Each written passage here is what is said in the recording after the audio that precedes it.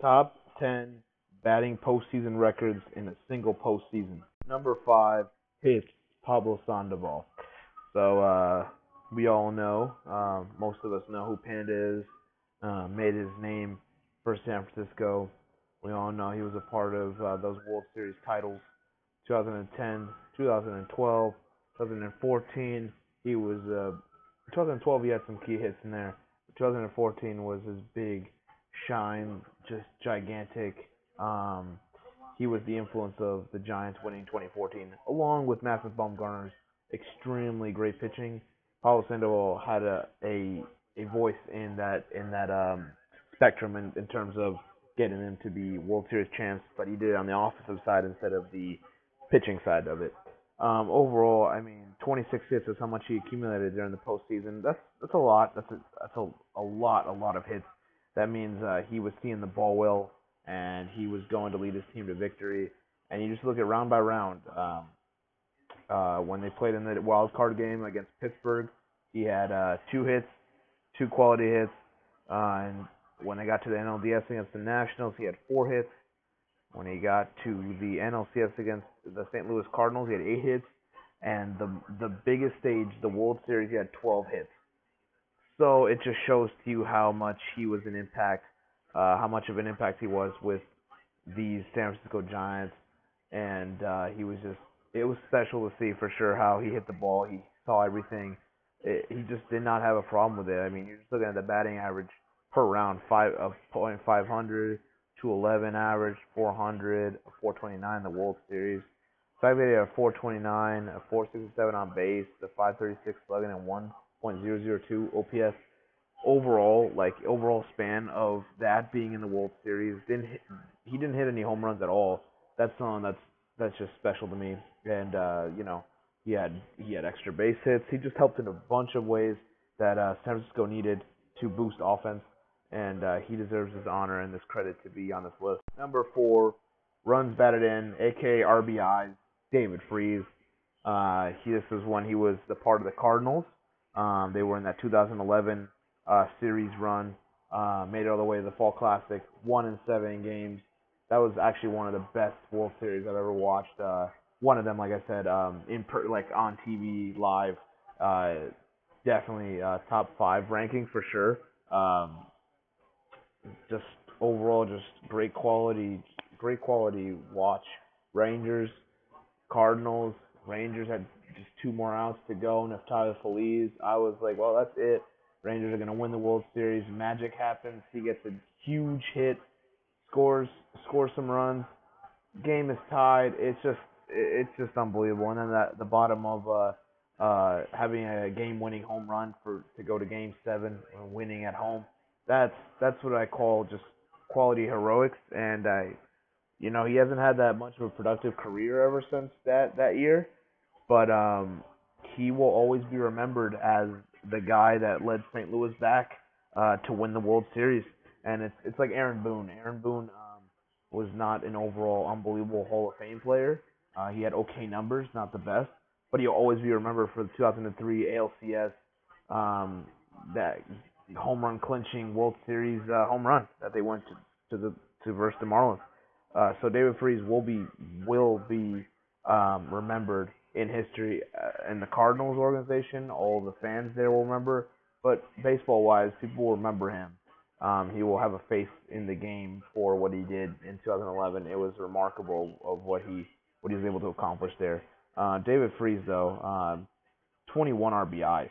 So he really, that's a thing. You need runs, you need great pitching, but you need someone that can get runs in, and he was the man for it. And I can't even tell you how impressive he was for sure. I mean, you're looking at it, NLDS against the Phillies.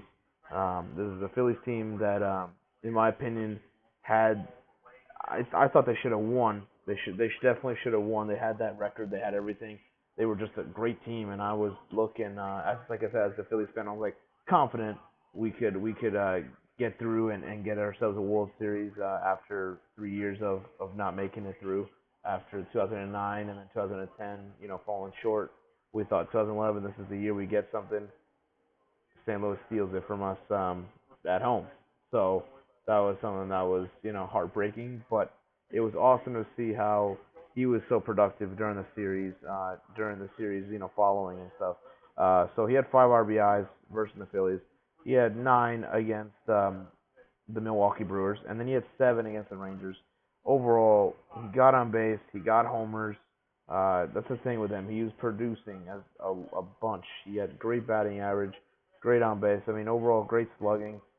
He was the man. He really did a great job throughout the entire postseason.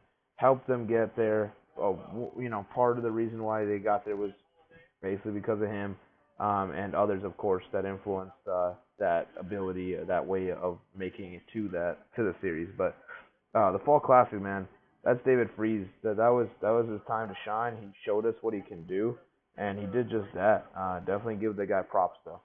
Number 3, on base percentage, Lloyd McClendon. So before everyone knew him, well, I'm talking about the younger audiences, before they knew him as the Seattle Mariner, the former Seattle Mariner manager. And of course, he's not a manager anymore. He was fired from that role, managing Seattle. But anyway, he was actually a pretty good quality baseball player for the Pirates, which in my opinion, Pirates in the early '90s, pretty solid. Could have made some noise. Did make some noise in the postseason. Got Atlanta to go 7 games with them. Unfortunately, it was Atlanta that prevailed from the '92, and they got to the World Series where they eventually lost to the Toronto Blue Jays. But this is Lloyd McClendon. What he did in 5 games. This is the reason why I have him third for sure, and on base percentage. Here's the thing. So yes, they only were in one series. That does, it sounds like I would give him less credit of what he was doing. But honestly, just getting on base in the postseason, this is the thing with me, is it's extremely hard just because the pitching is at an all-time high. Like I said, every pitch, everything is just elevated, drastically. So every pitch, every strike, the crowd is like roaring, for everything. But Lloyd McClendon, his on base percentage was nasty. Like in my opinion, it was great. 750, a .750 on base percentage. That was his on base percentage for that series that went not 7 games, sorry, 5 games. Um, and like I say, yes, Atlanta did prevail on that in 7 games, but the games that he played was just 5 games. Um, he was able to be there uh, pretty much .750 on base. That's he was almost all the time on base, which is hard to do with the pitching, like I said. So I mean, just looking at his numbers, 11 at bats. So he had 8 hits. He had 4 runs scored. He had 2 doubles. He had a home run of 4 RBIs. Walked 4 times. Only struck out once. Um, Overall, just that's incredible to me. Especially like the slugging was up 1.182, 1.932 OPS, 750 on base, 727 batting average. That to me is so hard to do, and he was able to accomplish that. Too bad they did not get to get to a farther place in the postseason. But man, that's some monster numbers. He deserves to be this list. Number 2, triples, Tommy Leach. We're going way back, but he does deserve to be on this list because triples, like hitting, like anything in this list, is hard to come by when pitching is always just crucial to the postseason. And triples is something that is truly, truly exceptional and sensational to do during the postseason run. You don't get it by much, but when you do it consistently and more than once, it's impressive. It's impressive, especially on a big stage. And for the first ever World Series, 1903, it's very impressive to see this guy had 4 triples overall. That's pretty impressive. So obviously, 1903, there was no NLCS, there was no NLCS, there was no wild card game. There was just a World Series. That's all. Pittsburgh against Boston. He was on Pittsburgh. They did lose against Boston the first ever World Series, but um, other than that, I do know it's a terrible thing, but I'm focused on what he accomplished though during the World Series. 4 triples, Four triples is unbelievable. Four triples is really something special that you do, and that can get a lot of runs in. And for him, he did get 3 runs. So four triples, 3 runs. That seems successful in my opinion. I mean, 9 hits, 7 RBIs, a stolen base. Um, was able to get 273 average, 294 on base, 515 slug, and 809 OPS overall. That's pretty impressive. That to me in itself is some nice numbers that like I said are just impressive. So for sure, 4 triples, man. You got to give it up to that. Number one, batting average, Lloyd McClendon.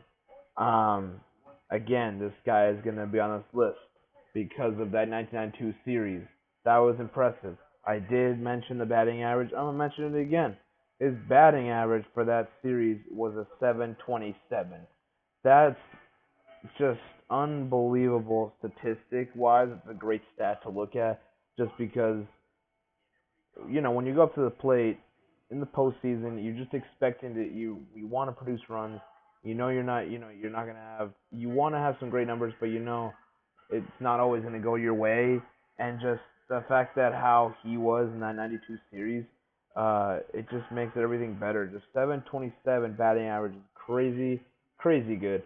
And all I gotta say is yeah, Lloyd McClendon deserves to be 3-1, just for what he did in that series. I know it was just one single series, so it sounds terrible, it sounds stupid, but you got to give it up to this guy, just what he did. Um, it's just one of those teams, '92 Pirates, where I thought, I really did wish they would have been a little farther in the playoffs. I think this could have been a World Series team, not gonna lie. With Bonds in there, I don't know. It's sad. It's sad to kind of put into perspective about how challenging it was to lose against the Braves. But overall, you got to give it up to this guy, Lloyd McClendon. Did a great job for sure.